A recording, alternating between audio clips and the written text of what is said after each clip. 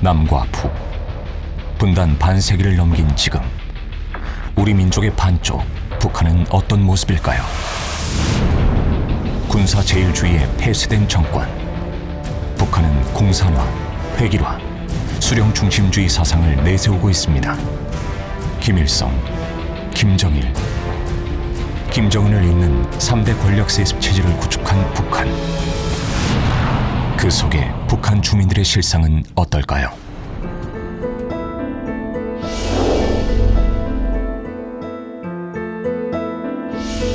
(1960년대) 계급 제도를 도입한 북한. 직업조차 마음대로 선택할 수 없습니다. 제가 인민군대 나간 것도 출생물 좋기 때문에 나가는 거예요. 여자로서는 북한에서는 여성이 군대 나가기는 남자 100명에 여자 1명을 뽑거든요. 되게 힘들어요. 근데 저는 출생성분이 좋기 때문에 가고, 출생성분이 나쁘면 아무리 그 사람 똑똑하고 공부 잘해도 대학교도 갈 수 없고, 그 국가에서 지정된 농장이나 강산, 탄광, 덜겁대 이런 데서밖에 일할 수가 없는 거예요.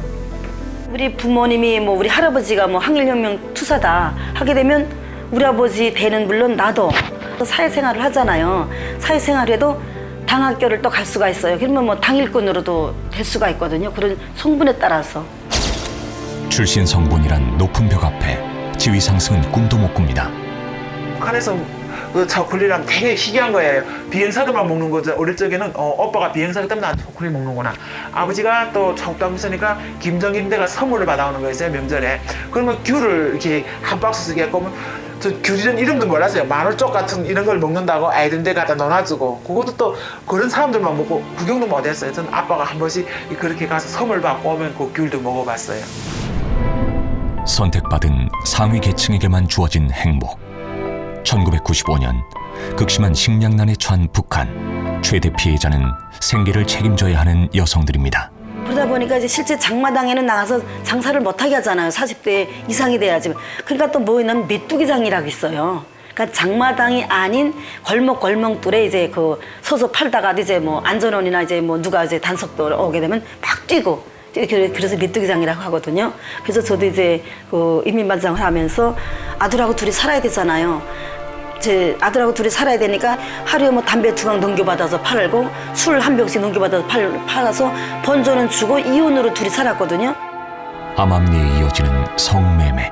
살아야 되니까. 그러니까 하다못해 식당에 가서 밥을 한 그릇 사줘도 몸을 줄 수가 있고, 하다못해 국수 한 킬로를 줘도 몸을 줄 수가 있고, 또 돈을 받고도 하죠. 그거는 수단과 방법 다 가게 하죠. 장마당에서 이제 자릿세를 못 내거나 하면은 이제 그 자릿세 받으려고 하는 사람들 있어요.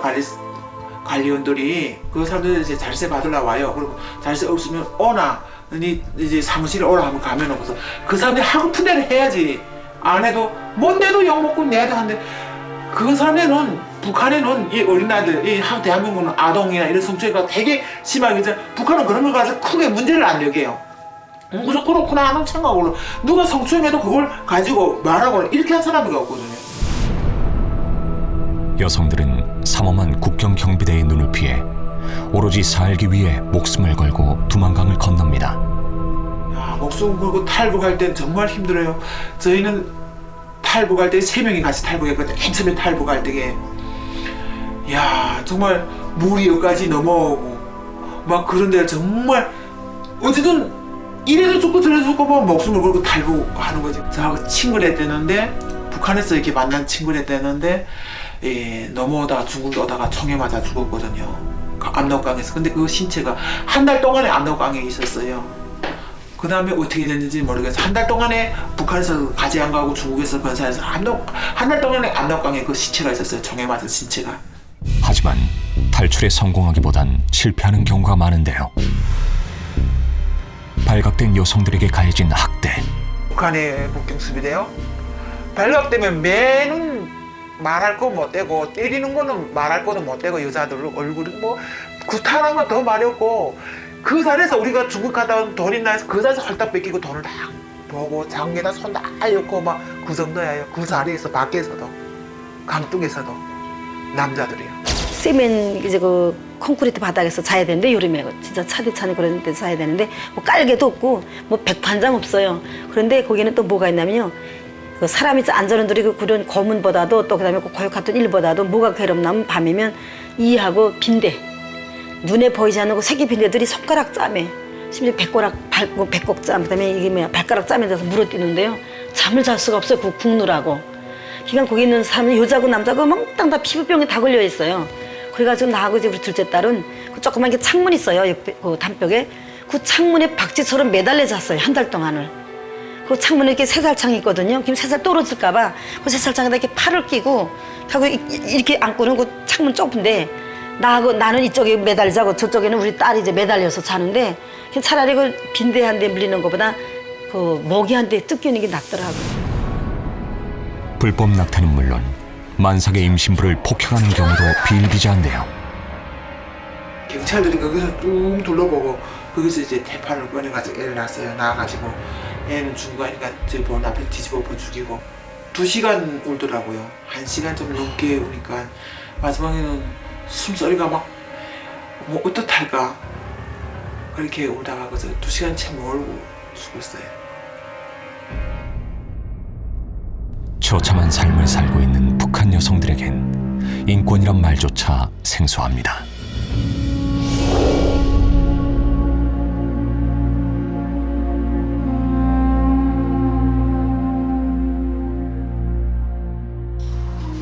초등학교부터 고등학교까지 의무 교육을 실시하고 있는 북한. 그러나 그 실상은 전혀 다릅니다.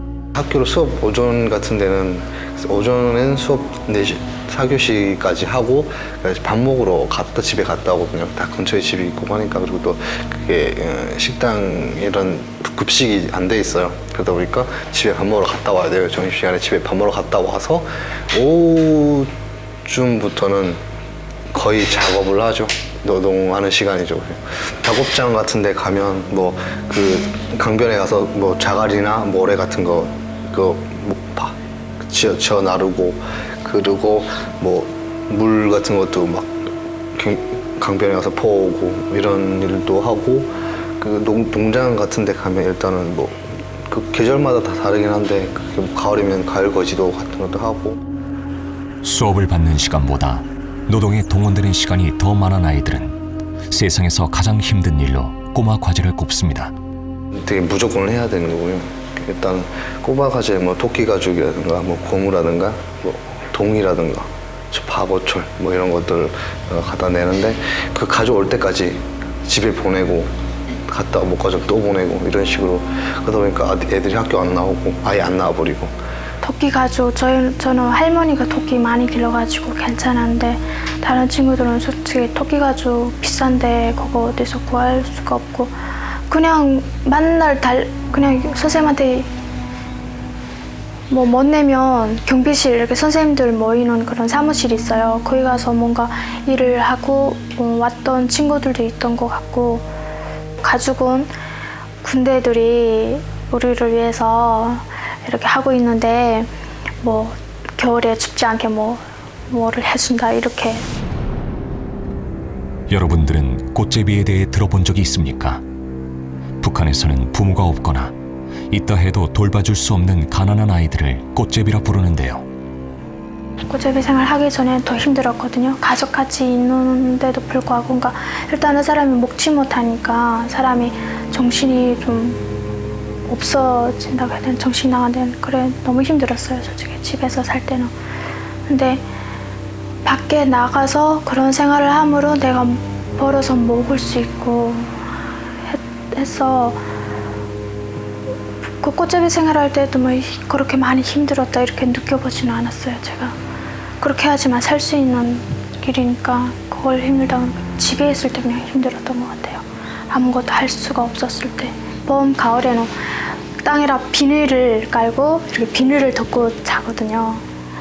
아침에 정대 빨리 깨죠. 추우니까 비닐 덮고 자도 춥거든요. 겨울에도 밖에서 사는 애들이 많아요. 그러니까 밭 가을 거디하면 그 뭐 볕단이라든가 이렇게 쌓아놓은 데 있단 말이에요. 그 가운데서 자는 친구들도 있거든요. 저 한 번 잡았어요. 그렇게 겨울에 정말 죽을 거야. 아침에 일어났는데 다 움직이지 않는 거예요, 이게. 살아야 된다 하는 그냥 그 생각으로 그렇게 해서 얼어 죽은 친구들도 많고, 사람이 죽으면 온전한 신발 입고 하면 그거 벗어서 씻는 것도 많고, 사람이 부패하면 막 정말 실제로 정말 까마귀 들어와서 살을 뜯거든요. 굶어 죽지 않기 위해 거리의 삶을 선택한 북한의 아이들. 이 아이들이 바라는 것은 마음껏 뛰어놀고 그리고 마음껏 먹는 것입니다.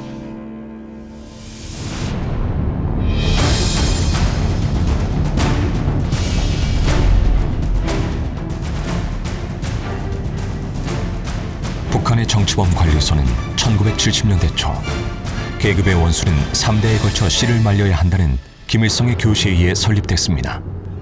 수용소 탈출은 거의 불가능한 일.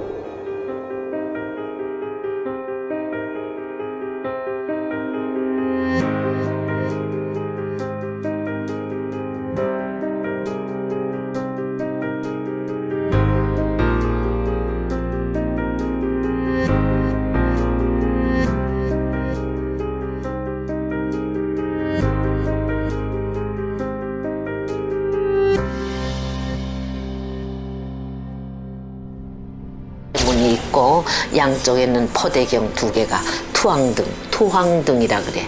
그게 200m까지 개미가 기가는 거 다 보인대요. 그런 것이 2개가 있고 쌍보초가 있고 그런 철조망으로 휘둘러져 있고 바깥엔 가는 모래, 그 다음에 이렇게 땅을 파서 깊이 이렇게 나무 뾰족뾰족하게 함정처럼 그 철조망에서 뛰어내리다가 거기에 찔려서 뛰지 못하게 탈출을 방지하기 위한 그런 대응책이 마련돼 있고.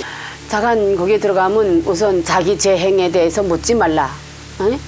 이렇게 묻는 자들에 대해서는 그 반항하는 죄로 무조건 그 공개처형에 처한다. 이렇게 하니까 죄를 모르고 사는 거예요. 저도 나왔으니까 그 죄를 이젠 알게 됐지.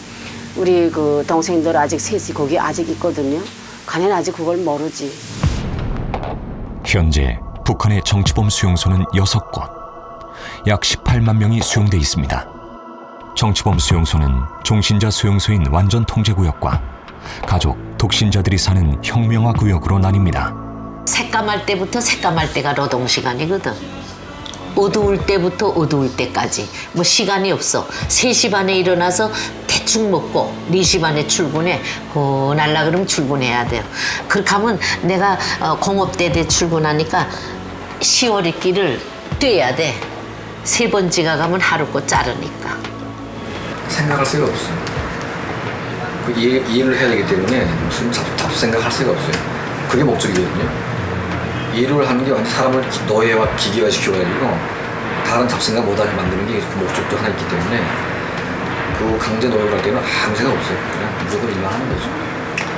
밥 먹는 시간 1시간 빼고 죽기 살기 일해서 딱 끝날 양이에요. 그러니까 누구도 초반에 사람은 그 누구도 처음에 할 수가 없어요. 매일 맞고 그냥 매일 그냥 두드려 맞고 또 연장하고 그러다 다 죽는 거죠. 그게 익숙이 되려면 최소한 3년이 걸려요. 그러니까 3년 안에 정치범들이 다 죽을 수밖에 없어요. 노동강도가 너무 세기 때문에. 강제 노동보다 참기 힘든 것은 정신적 학대. 넓은 길에 그 아스팔트 도로가 하나도 없거든. 근데 그런 데다 이거 춤도 안 받고 먼 데서 우리 같은 사람들이 오면 손가락질을 싸가면서 와서 무릎 꿇고 앉으면 아가리 벌리라 그러고 거기다 가래침을 배다 였는다고요. 예, 그렇게 하면 거기서 그 인간 모욕을 다 받으면서 꿀떡 넘기면 매 안 맞아. 감고서 가라고 한다고 이렇게 꽁통 차면서. 근데 갑자기 그 뜨끈뜨끈한 게 막 여기 입안에 들어오면 막 별난 냄새 나면서 자기도 모르게 구역질이 나잖아요. 그러니까 거기서 있는 매 없는 매를 다 맞아야 돼요. 그게 우리가 잘못해서 그래요. 잘못도 아니잖아. 길 가다가 그 사람들하고 마주치면 그렇게 되거든. 그렇다고 해서 언제 어디서 나타날지 모르잖아요. 이런 그 인권 유린을 당하면서도 이것이 인권 유린이구나 하는 걸 우리가 모르고 인권이란 우리 말 단어도 모르고 살았어요, 사실. 하루 종일 강제 노동에 시달린 수감자에게 제공되는 식사는 송강냉이와 소금뿐. 비 올 때에는 이렇게 산에 가서 이거 버섯 뜯어 먹지 말라 하기는데 뭐 당장 먹을 게 없으니까 그저 눈에 보이는 건 다 먹으니까 그 버섯이 조금 뜯어다가 먹고 가고 버섯도 좀 이렇게 가서 기름이람 좀 넣고 조미료 넣고 가공해서 먹으면 괜찮은데 그건 그저 소금밖에 없거든요. 소금. 그러니까 그저 간이나 조금 맞춰가지고 먹고는 거죠. 온 집안이 다 죽고 이렇게 하는 게 많아요 거기. 북한지들은 굉장히 커요. 왜 뭐 근데 쥐들도 사람이 뭔가 버려야 못 살잖아요. 근데 지금 사람이 다 굶는 판이니까 밭에 가도 옥수수 하나 없어요. 다 굴고 가니까 쥐들이 먹을 게 없잖아요. 그러니까 얘네들이 이제 갑자기 도랑이 뭐냐면 사람 시체를 파먹기 시작하는 거예요. 시체는 너무 많잖아 시체가. 온동네 시체니까. 그러니까 얘들이 배가 부른 거지 이제부터는. 사람 시체만 다 파먹고 사니까. 그러니까 이 수용소들은 다 이만해요. 그냥 다 이만하고 사람 시체 파먹어가지고. 이렇지. 그러니까 그런 거 한 마리 잡아먹게 되면 아주 배가 부르죠. 다 시체 파먹고. 극심한 허기로 인해 늘 병을 달고 사는데요. 페라구라 병. 페라구라가 갑자기 그런 데 들어가서 이렇게 못 먹으니까 이게 얼굴에 이게 다 새까맣게 딱 안경 낀 것처럼 되더라고요. 껍질 벗어지면. 그러니까 해 가라 하면 해가 어서 짝짝짝짝 다 갈라졌어요. 예. 그러니까 근본 짠 거도 못 되고 매운 거도 못 되고 이렇게 하면서 야 이게 뭐 말이 아니지. 이렇게 다니면서 이게 죽는 사람이 많아요. 탈북을 했다가 발각된 사람들에게는 엄중한 처벌이 내려집니다. 즉결 심판과 공개 처형입니다. 이렇게 그냥 나무대 하나 세워놓고 국장 걸어놓고 조선민주인민공화국 국장만 걸어놔요. 그렇게 하고선 이제 앞으로 한 절반 죽여서 자갈을 물려서 나오니까 딱 끌고 나와서 탁 매더라고 거기다. 매는데 여기 매고 여기 매고 여기 매고 이렇게 매는데 눈도 싸매고 그런데 이제 반혁명 분자에게 인민의 이름으로 쏴 한단 말이에요. 그러면 세 발 이렇게 해서 세 명이 세 발 쏘니까 아홉 발. 너희들도 달아나면 이 참상을 면치 못한다. 이렇게 말하고. 판결에서 처분까지 걸리는 시간은 단 25분. 변호사도 최후 변론도 없습니다. 판결자의 말 한마디에 그 자리에서 운명이 결정될 뿐입니다. 총살이 결정되자 판결자의 구령에 맞춰 군인들이 총을 겨눕니다.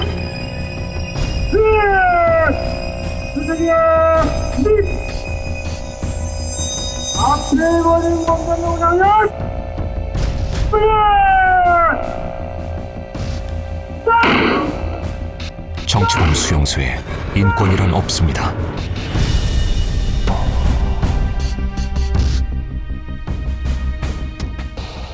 정말 바보였습니다. 북행을 결정한 것은 정말 아무도 이해할 수 없는 어리석고 바보스러운 짓이었습니다. 독일에서 유학 중이었던 오길남 박사. 1985년 북한 요원의 공작에 넘어가 가족과 함께 입국했는데요. 1년 뒤 그가 북한을 탈출하자 북한 당국은 아내인 신숙자 씨와 딸 혜원이와 규원이를 요덕 수용소에 가뒀습니다. 아빠, 나는 희은이에요. 며칠 전에 아버지와 함께 생일을 즐겁게 보내는 꿈을 꿨어요. 저에게도 훌륭한 아버지가 계신데 아버지 사랑이 그립습니다. 아버지, 부디만 건강하세요.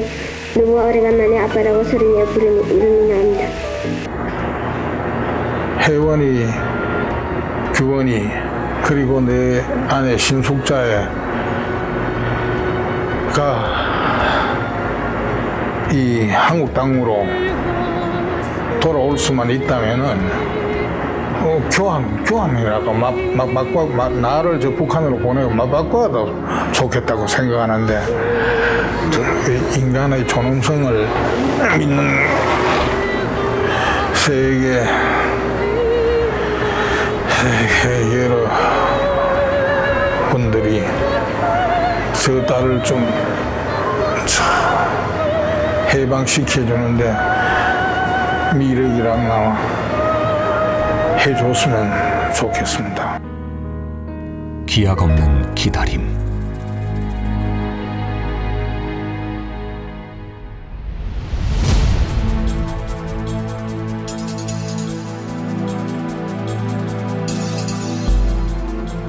인간이 할 수 있는 가장 악의 행위를 다 집합시켜 놓은 것이 바로 북한의 수용소고.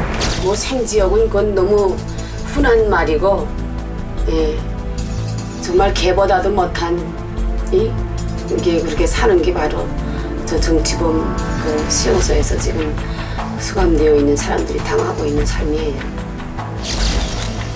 인간에 대한 가장 비열하고 잔혹한 인권 유린이 자행되고 있는 곳 북한. 지금 이 시간에도 북한 주민들은 인간의 삶을 포기한 채 신음하고 있습니다.